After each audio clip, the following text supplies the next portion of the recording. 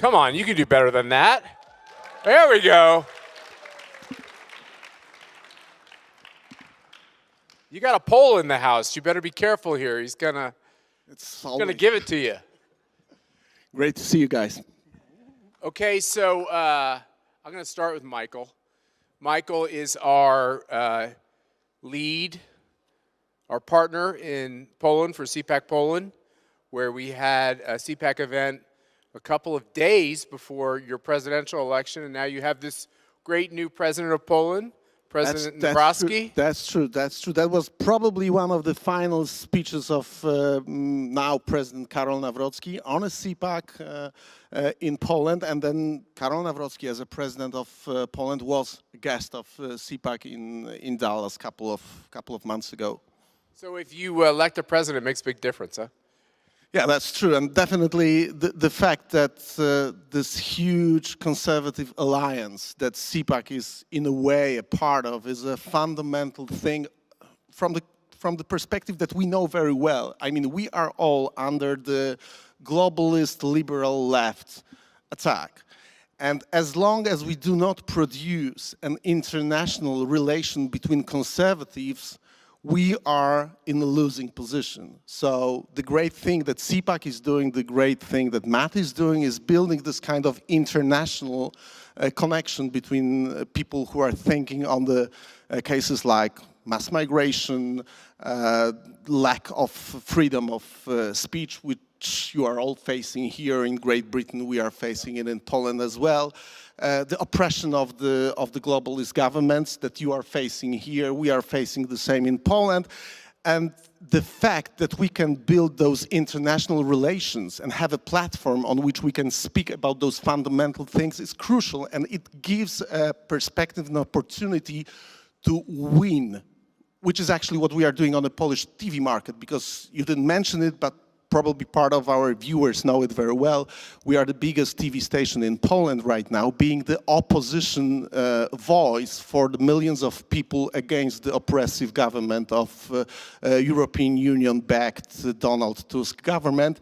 And just to give you the idea of what we are facing, over the span of last 3 months, there were 13 raids on homes of our journalists. So the government is raiding your media company to make you guys stop. And homes of our journalists, but they cannot do anything to stop us, and we are still winning, being #1 on the Polish market, being the biggest TV station in Poland and the strongest conservative voice, which is actually a hope for the people that we are watching, and we are probably online and on broadcast on a Polish TV station right now, on Telewizja Republika, więc pozdrawiam wszystkich widzów Telewizji Republika. So I'm sending all the greetings to our viewers in Poland. You're saying everyone should wave to Warsaw right now and to Poland from your seats. Paolo, you listen to Michal, you're a media expert. Yeah. Why are we doing this in London today? Well, I think the UK is going under terrible distress in terms of the media sector. We have an overbearing left-wing ideology that just dominates everything that comes out of the news. And we have to change that. We have to push back. And one of the best ways that we can push that is by putting on events such as this, where we help bring together patriots, we help bring together people that are interested in doing what's right in keeping British traditions, what's right in keeping conservative values, and making sure that a debate is fair. No one is saying you can't have a left-wing idea, but a right-wing idea should also be allowed within the debate. And that's the only argument that we're going to make. It has to be fair. Everybody is entitled to their voice. We're not saying that we have to suppress any voice. Everybody has to have a seat at the table.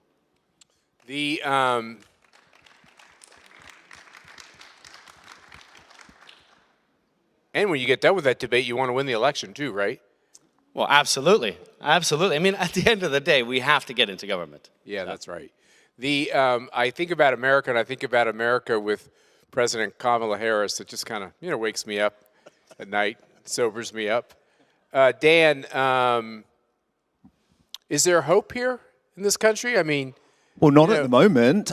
I mean, if you say that you wake up with the nightmare of President Kamala Harris. We are living through that, and we are having to deal with Yeah, what but you got rid of Harris your would have version done. of Kamala Harris just a little bit ago. Yeah, but it's not going to make any difference, trust me. So this Labour government is behind a white paper, which sounds really boring, but this white paper is going to quite literally let the British government take control of social media algorithms. So that means on YouTube, for example, where Mike and I now make our living and try and speak the truth, we are going to be pushed down the homepage by law in order for the British Bashing Corporation, Woke ITV, Sly News, Channel 4 News to have the prominence on the homepage. Not only is that authoritarian and dystopian, it's absolutely chilling for our entire business model. And they're doing this because all of the mainstream media organizations have completely tanked on YouTube. Literally a few thousand people watch them at a time. So I believe that's exactly what President Kamala Harris would have done, and we are living through it. Did it get any better when Elon Musk bought X? I know X is big in some countries, not as big in other countries, but did you see it getting better for a period of time? It's definitely better in terms of the truth being seen. Yeah. So I heard Jack speak about the case of Henry Novak. I believe that if it wasn't for Elon Musk's X, no one would have ended up seeing that body cam footage. But then the Labour government came in. Yeah, so they want to shut it down because Right. they've seen what happens when people actually see the truth. It was the same with Southport, or the same with the attempted beheading of Stephen Ogilvy on the streets of Belfast. People only saw that because of free speech on X. So that's why. So obviously it's got better in terms of the truth being out there, but that's why we're fighting the censorship, because they want to shut it down. They want to shut down the truth. So, Mike, if we're here a year from now, are you in jail? Probably. I've been offered that before, but I think the trouble is, funnily enough, Jack was on my show earlier on this morning, and he said that he'd never seen anything like it when he put X on. He started checking through, started scrolling through, and he was stopped from watching certain pieces of footage which were apparently banned in the country, he said. And I haven't had that personally, but from the perspective of using social media in the UK, it's far more restricted already than it would be in America, you know? And so they are doing exactly as Dan says, because they can't beat us by actually being better than us and by getting bigger numbers than us, they've decided the best thing to do is just suppress it and not let anybody be able to find it. It's not so much going to affect the people that we have now, but it will affect us reaching a bigger audience who don't know who we are yet. So I'm, as the American coming into the conversation, looking what's going on here, I don't get why there isn't more of a fuss. It seems like everyone's like, oh, it sucks, it's bad, they're doing this terrible thing, and then you kind of just move on. And you know, Bob Dole used to say, "Where's the outrage?" You know, Paolo, where are corporations just buckling under? I think obviously you and I, you know, you're American. I'm not American, but I sound like an American, even though I'm Italian, and then I was naturalized British. I don't know what you are. I was going to ask you. I was totally confused. Okay. But I think obviously the vast majority of the people in the audience are naturally going to be British. And I think there are some cultural differences. Outrage and fighting back and pushing back, if you allow me, comes a little bit more natural to Americans. I think the British we're ruder or something? I'm sorry? We lack manners, or what is that? Well, you know. But I think ultimately the key point is that the outrage is there. The outrage is there, and people are frustrated, people are annoyed, people do want to see change. The question is, who's going to be able to galvanize it? Who is going to be able to unite the right? But That's like really 3 million people on the streets of London for the Tommy Robinson's Unite the Kingdom rally, that is outrage. There is absolutely a big wave of outrage. Why is Slippery Starmer gone after 2 years? Because he is the most hated Prime Minister of all time. Where there is a disconnect is you'll hear that on Mike's show, you'll hear that on my show, you won't hear it in the mainstream media. They only report on an event like Unite the Kingdom if there is a tiny amount of violence. So I didn't mean to suggest that there's nobody who has outrage. But what I saw happen in my country was that people with power and influence and position in society were quiet. And they would come up to you. We said it earlier this morning on the panel earlier this morning. People would walk up to people like me and say, "You're doing great. Keep doing it. Think it's great." But they wouldn't join. You know, they wanted to watch you twist in the wind. And is that Well, a dynamic of what's going on 100%. here? The Conservative Party, who we all know failed in government, they were not a Conservative Party. Why are introduced they the allowed Online to? Safety Act. Why do we keep calling them a conservative party then? I don't get Exactly, it should be banned by the Trade Well, Restrictions Act. pretty soon they won't exist, so they're gonna disappear. They are going to disappear. I think the other problem I think that people have is focusing on what it is that you're outraged at. Are you outraged at the way that life has become much more difficult, the way that freedom of speech is being attacked, the way that everything costs more money, that it's more dangerous, that there's more migrants everywhere you go, that the whole sort of face of Britain appears to be changing before our very eyes? There's so many things. The blob, the people who run the country, who work for the civil service, and who don't really allow politicians to change anything, because Tony Blair set all that up years ago. People don't really know exactly where to focus, I think, the anger. Does it take a leader to do it in the end? I mean, I think it takes people like Dan and I to rally people and to find political people who will follow us and to get excited about what we're talking about. And Matt, if you allow me, I think it takes events like CPAC. I think it takes events like this that help to bring together people. But it is also naive if we say that we don't need a leader. Of course we need a leader. How did America change? Donald Trump. One of probably the big issues in the United Kingdom at the moment, and I'm probably one of the only people on the right that actually talks about it, is that there is such a split on the right. Because we have three big leaders, I would argue, in Nigel Farage and Reform UK. He's a keynote speaker here this weekend. This is a very pro-reform event.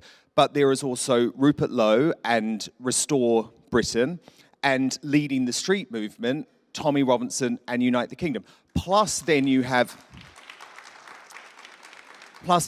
have Kemi Badenoch trying to sort of make the Conservatives conservative again. So there is a significant split on the right of British politics. Donald Trump was able to bring the American right together. I think there is much more of a challenge here about how that happens. I just want to remind you that the path of Donald Trump back to the presidency faced every obstacle you could imagine. CPAC never abandoned him, endorsed him, never stepped away, endorsed him before any vote was cast, stood with him for 10 years. I believe we're pretty much the only group to have done that. But that being said, he had a primary that was brutal. And people would come to me. I had donors come to me and say, you know, he's too old. He says things that make people upset. His way isn't going to work anymore. And if you support him, we're not going to support CPAC anymore. So this is the type of kind of civil war that happened. But he made the argument. What did Margaret Thatcher say?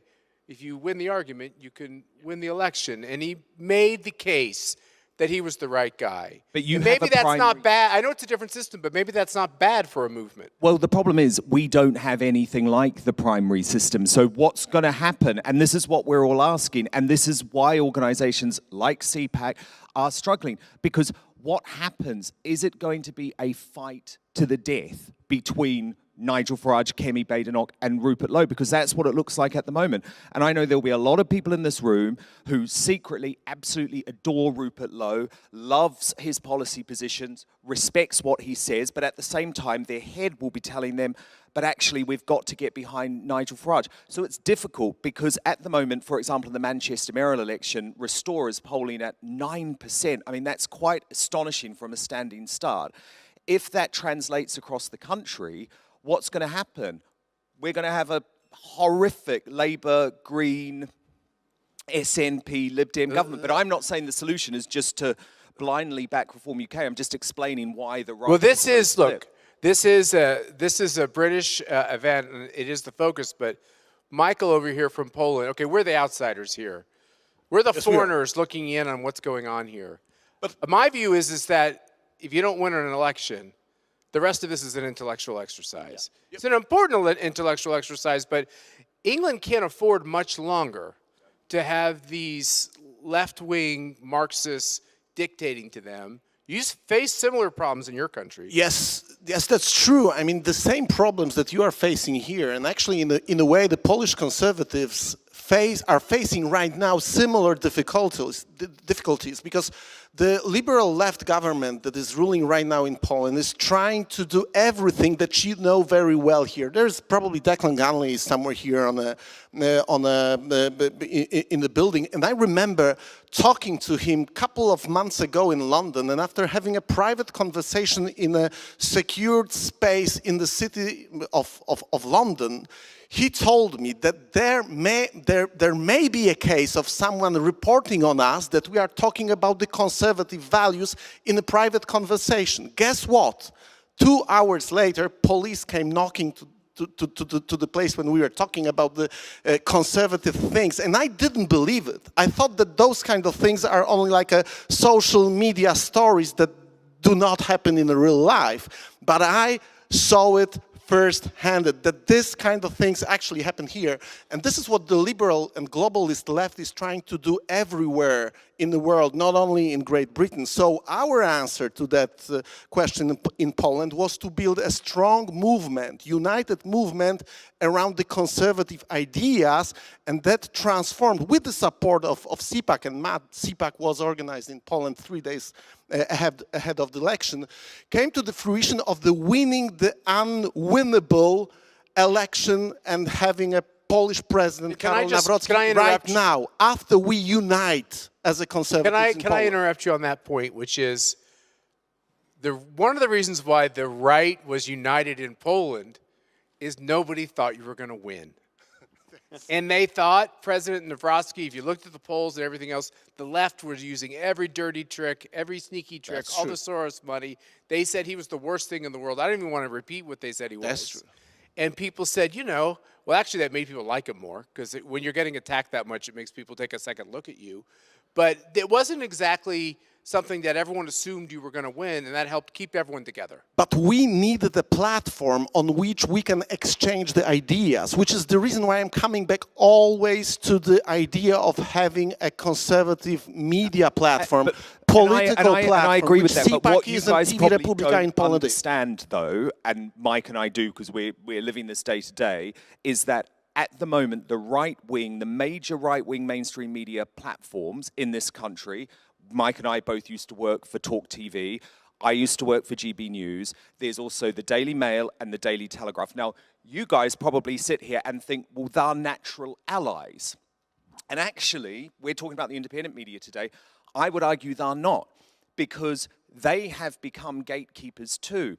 They have become pro-censorship too. So I'm sorry to hark on about it, but if you think of GB News, where I was for launch, GB News banned Katie Hopkins, banned Tommy Robinson, has now banned Rupert Lowe.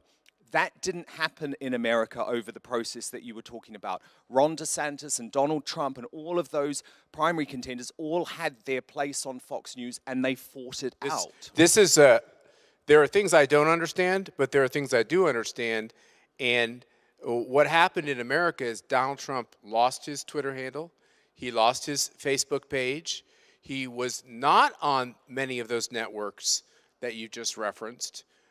He had to build his campaign around a social media presence.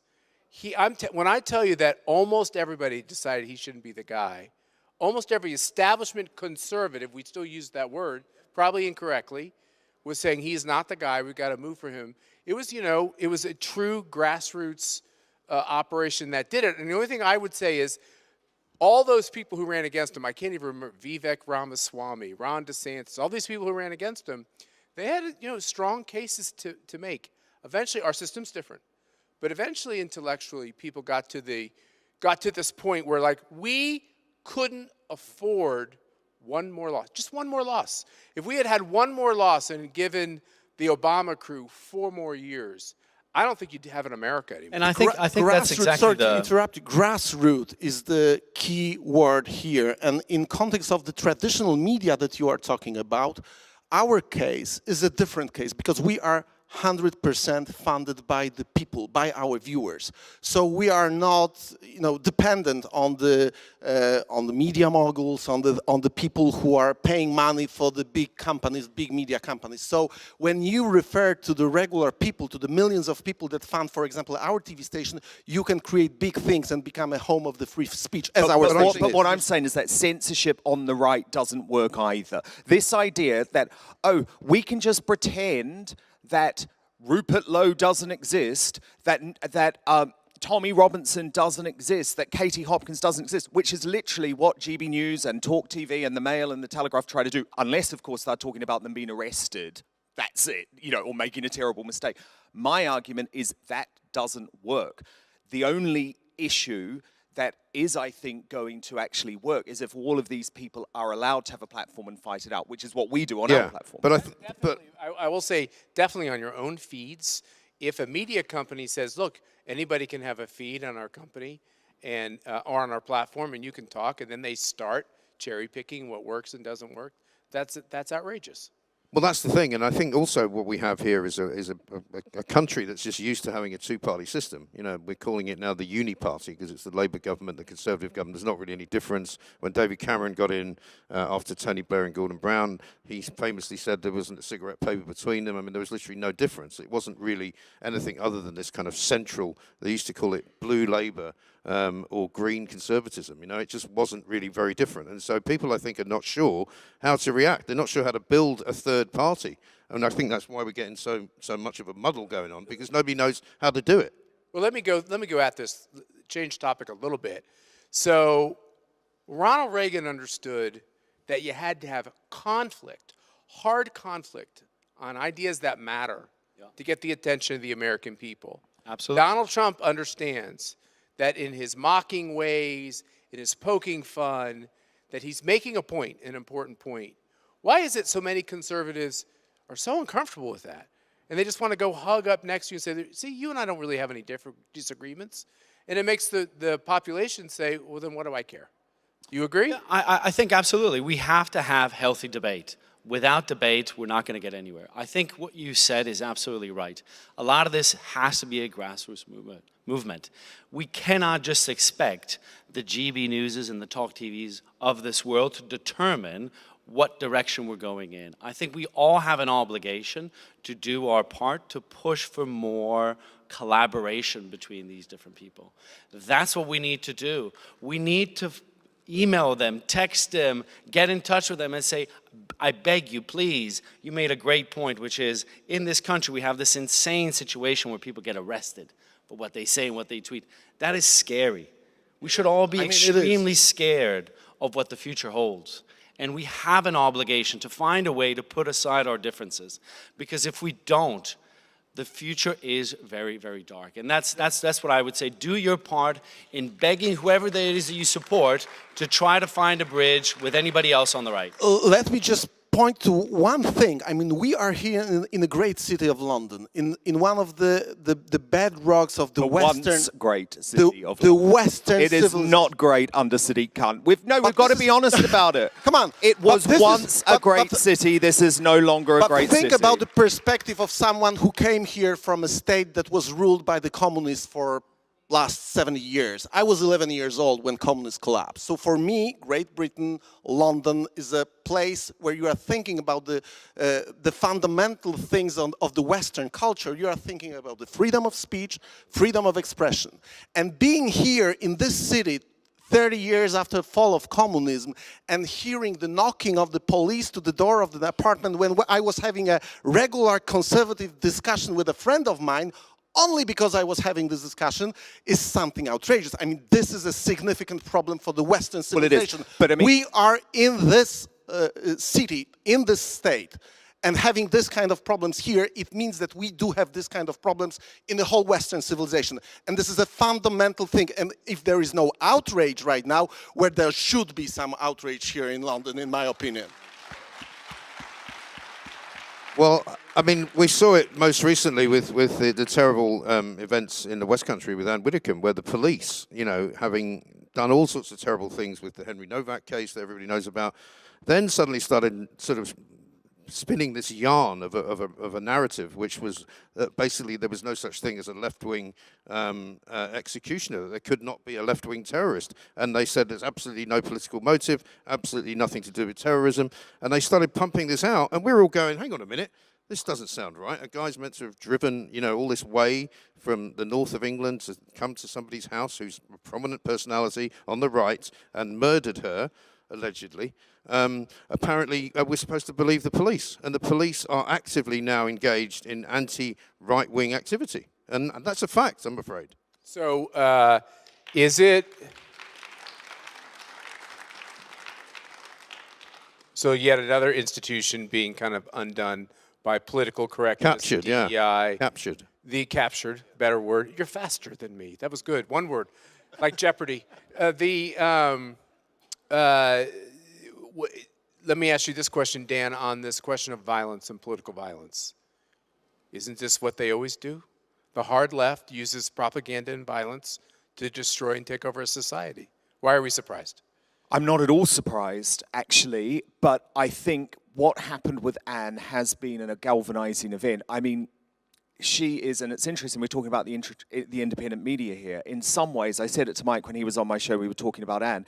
In some ways, Anne was just the type of person who could have shunned the independent media. She was a big star in the mainstream media. She had perches consistently on GB News and Talk TV. She was a big supporter of me at Outspoken and became a regular on the Mike Graham show after its launch.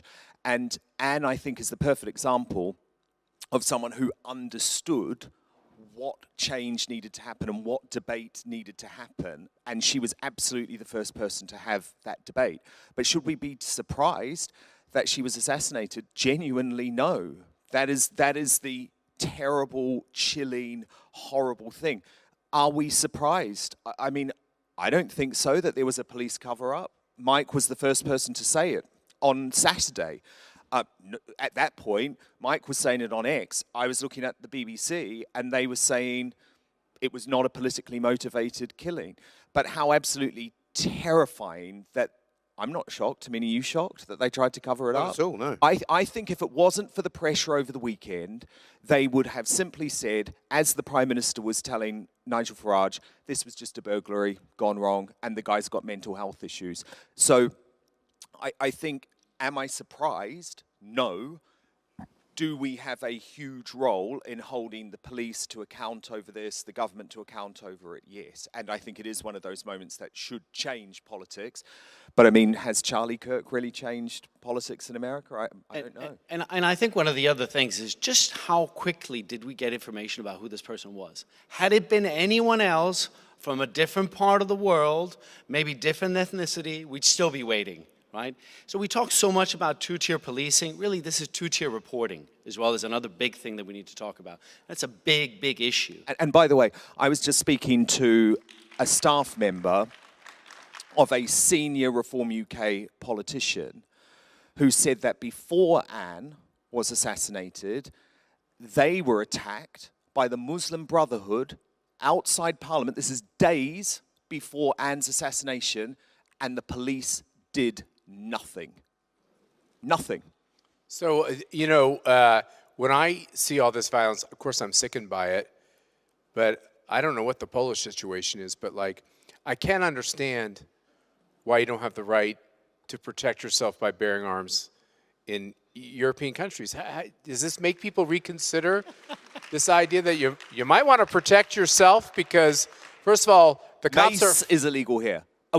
Wait, what is? Pepper spray. Pepper spray. A woman who is at threat from Pakistani Muslim rape gangs, which, let's be honest, in many cities and towns in this country is still a massive issue, including where we are today, Sadiq Khan's Islamist London.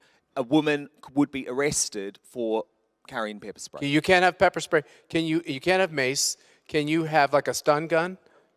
You can't even carry a butter knife. You can't do any of that. What if you're good with your fists? Can you use them? No. No. you'll get arrested. Is Poland this Well, kind of Poland backwards? is a proud country with a great arms bill, which allows me, for example, to be a sportsman. I'm a shooting, I actually practice once a year shooting on a shooting range, and that allows me to have my own gun, and I'm also a collector of guns, according to the Polish law, which gives me right to own as many guns Like Rupert Lowe on his farm. as I He's want. allowed it So 'cause he's on I a can farm. have it. I officially cannot have it with me for my self-protection, but once I'm attacked, I can use any means to defend myself. So if I happen to be traveling or planning to go to the shooting range at this moment, I can use my gun to defend myself. But this is not like a legal procedure for the regular citizen to be able to defend themselves. It's just like a kind of a overleaping idea for the people to have a possibility of carrying a gun. So there is a good bill in Poland, but not enough people own guns in Europe. This is my point, and it's not only the case of Great Britain, it's generally the case of Europe. There was a famous case some years ago. You might remember the guy's name. It was a farmer up in East Anglia. I like it. I like how it starts. Right, and he was consistently being burgled by these two scumbags who lived nearby. And on one occasion, he decided he'd had enough, and he shot at them. And I think he killed one of them. He ended up going to jail. He was taken to court, put through a terrible, terrible ordeal of a trial, and he was put in prison. So in Great Britain, UK, what should I say, by the way? Great Britain. Great Britain? Well, I mean, I would always say the UK because obviously we love our friends in Northern Ireland. I'm more UK camp. Okay. I can't get anything right. I can't even get that right. Here in London, it seems like another massive problem we have behind all this. You get these terrible laws that get passed. You talk about a white paper. We're talking about net zero. Then you have these judges. In America, the judge is the king these days. The judge does whatever the judge wants, makes stuff up, and many years later you might be able to get it reversed after you've been destroyed, you've lost your reputation and your money. You have the same problem here. They're all woke here, the judges, because they've all been through the legal system, which used to be conservative with a small c, and used to be just full of perverts and guys that like dressing up as women. You know, that was in the old days. You mean the wig thing? Is that what you're saying? No, this is when they're in their own private space. Oh, private spaces. In the days when the News of the World was a great news. Talk about needing guns. I don't know. I mean, seriously. But so now they've all been through, we call them the lanyard class, right? They've all been to the same universities. They end up in the civil service. They end up as politicians. They end up as judges. They end up as journalists in many ways. They all know each other, and they're all the same. They're all socially liberal. They're all left-leaning, and they all want to be part of the European Union. And so they're kind of, the Biden brigade, I suppose you might say. They're all people who think that the right is evil and nasty and must be stamped out. And if you guys get a conservative government, can you do anything to change how judges are picked or this dynamic? It's not like the U.S. where a lot of these are voted and we go through elections, which is, for a long time, I think most of the people have this. When you grow up as a European, you always look at the American system and you think, oh, this is such an odd system. Everybody gets elected. It's going to be subject to so much political stuff. And then you realize, oh, you guys are doing it right. It makes sense why you have this, because you need to hold these people to account. And if you just let them reign free where they get a hold of things and then they get a real good hold 10, 20, 30 years, before you know it, it's a beast on its own. It's not accountable to anybody. They're all human rights lawyers. Nobody cares. It's all woke. It's all DEI. And you let out rapists, you let out things, immigrants, and nobody cares about the actual people that are meant to be defended. You probably guys remember the moment that Poland, when Poland had a conservative government, the whole European Union, the whole Joe Biden's administration, I mean, everyone was after Polish government. Why? Because Polish conservative government wanted to change judges. There was a great panel here 2 hours ago about experts, all of those things that we were just discussing. So if you are giving a power to unelected officials like judges, you are basically giving away your freedom. And we had this problem, again, I'm coming back to the times of communism. In Poland, judges were appointed by the communist judges for the last 50 years. So the same problem we have in Poland right now, and the reason for which European Union wanted to run a motion on the rule of law, taking away all the money of the Polish government, was because Polish Conservative Party won election on a platform of changing the liberal left communist judges, and once they started actually doing it, it ended up with the Polish prosecutor general right now being on an exile in United States because he actually did that. And he changed 1/3 of the total number of judges in Poland, and the remaining judges and the remaining conservative politicians hate the PIS Conservative Party only for changing the 1/3 of the total number of judges in Poland. So this is the case, and this is the fundamental problem, because those judges just pick themselves and pick the next judges to do exactly the same what they were doing for the last 50 years. So we have to change it. And this is across democracies. They're all facing this idea of judges who feel like they're unaccountable, right? So whether you're elected or not elected, they're still supposed to follow the damn law. And they don't in America in a lot of cases, they don't. Okay, so do you call yourself a journalist? I do. Does journalism still exist in the UK/GB? Not as much, not as well as it should, and not as much as it used to. I say to people now that the mainstream journalists who operate around, particularly around Westminster and the political world, they're not curious anymore. They don't actually ask the right questions. They're not interested in the right questions. We had Rachel Reeves, the outgoing Chancellor, gave her last interview to the BBC, and they went to her. It was like a show called Through the Keyhole. You know, it was like, oh, here's my garden. This is where the kids play. And it's like, you've ruined the economy, sweetheart. What are you going to do about that? They didn't ask her about the economy. They asked her about how tough it was to be a woman, what you should tell your, your successor, and so, to which she said, don't cry at work. I mean, it was like some kind of agony aunt session, you know? It wasn't about, you've ruined the economy, you've screwed Britain for years to come, what are you going to do about it? And so nobody asked the right questions anymore. They're just more about promoting themselves and getting on the presidential plane. Well, now I'm worried to ask the next question, but you look prosperous. I used to be a lot more prosperous. I was going to say, can you make some money doing this, or is yeah, we're making money. Okay, yeah. good. I mean, and that's why we're not making trying as to much squash as Dan, you. but you know, we're getting. Oh, is he more successful than you? Well, he's been doing it for 2 years. I've only been doing it for 6 months. Dan, you can make money doing it this way? I mean, look, yes, but there are huge challenges in the independent media space in this country. I mean, I was there at the launch of GB News, and the advertising boycott that was created by a company called Stop Funding Hate before GB News had broadcast a single second of content still remains in place today.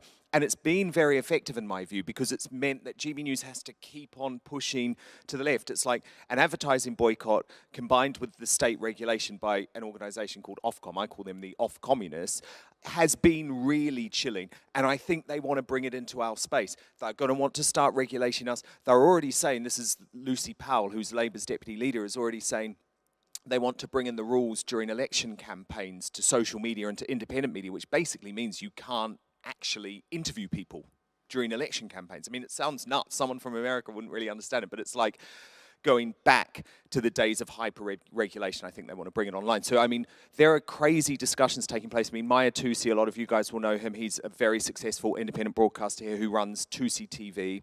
He is relocating to, great guy, he is relocating to Florida. And we're in a situation where I honestly worry, I mean, we want to stay here and fight, but I honestly worry that it might be like the days of pirate radio, you know, back in, what was it, the 70s or whatever, where we actually have to broadcast offshore to avoid some of the regulation and censorship that this government wants to. Do you have space in your studio, Michael? Yeah, we do have. Yeah, that's what I just wanted to say. This is exactly what we need to do. We can do that. Because the advertising boycott that GB News is facing is an international pattern. Wait. It is not. Michael has to move to London, and these guys have to move to Warsaw. You gotta move with your broadcast to our headquarters in Warsaw. We got all the capabilities. We got everything that you need to broadcast worldwide. It doesn't sound as appealing as Miami, I have to be honest. You know what is you know what is the reason for which it's such an important thing?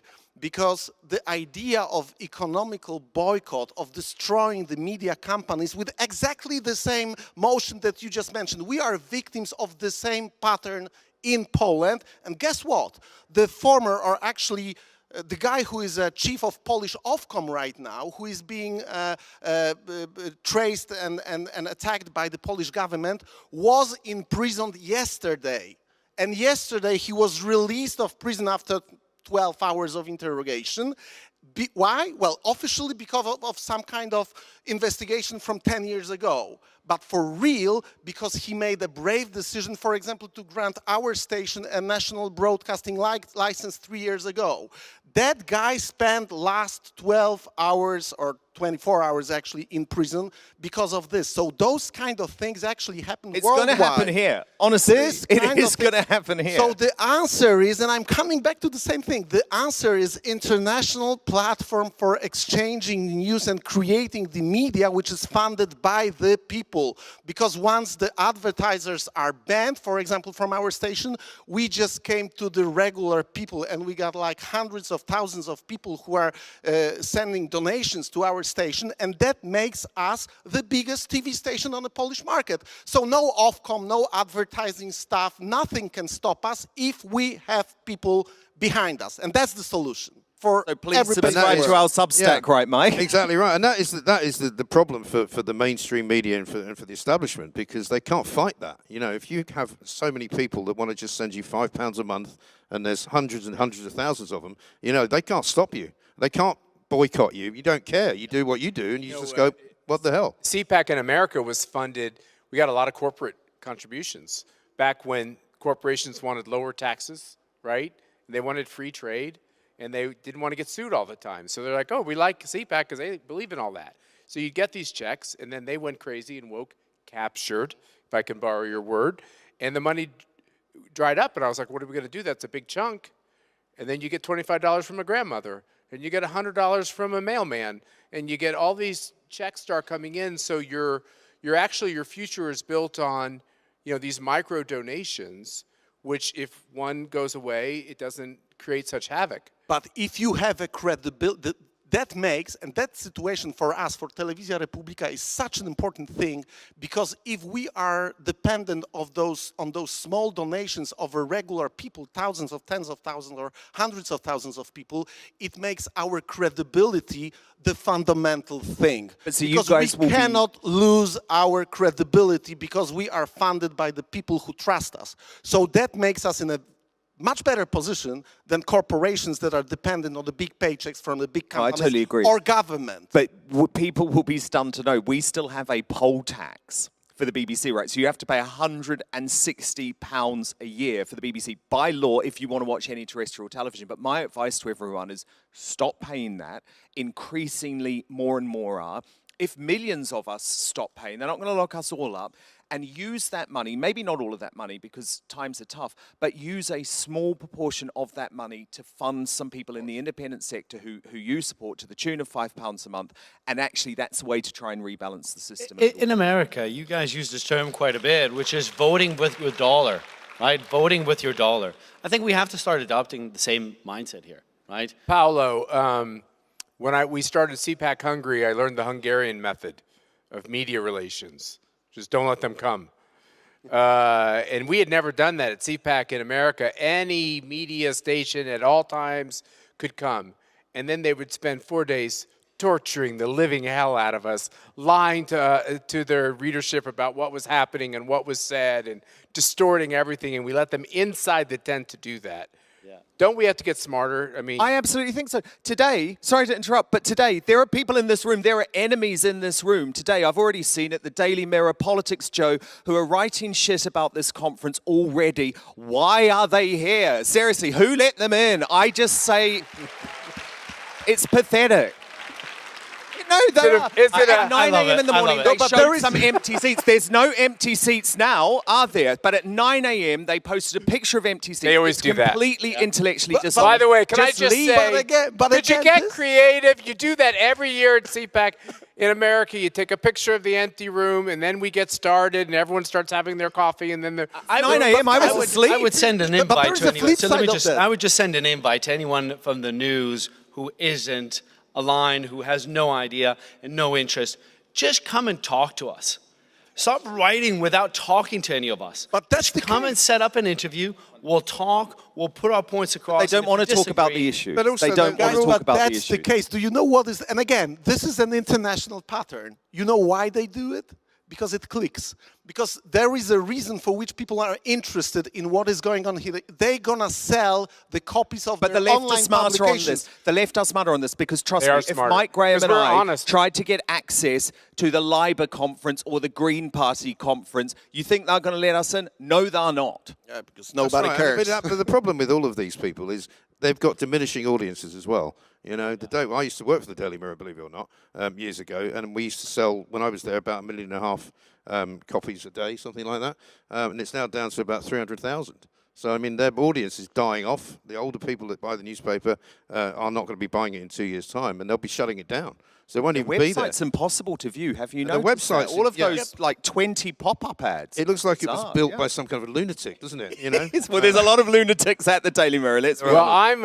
I'm going to get the hook. I won't be allowed to be a moderator again because I've gone over time, but that was a great conversation. I feel like I need to give you an exit question. I want to ask at least the three of you, we're sitting here after your next national election. Are we winners or losers? I think we're winners. I hope we're winners. I'm nervous. I am very, very nervous. Andy Burnham is much, much more of a threat than the right want to believe at this point. To echo what Dad was saying, let's not underestimate who we're up against, and let's stop arguing, and let's unite the right. That's what we need to do. 2027 general election in Poland, and conservatives are going to win 100%. And we are going to have a CPAC in Poland to make it sure. I like that confidence. All right, thanks, guys. Great way to end it. I feel optimistic. It means nothing, but I feel optimistic. Thank you all. Thank you.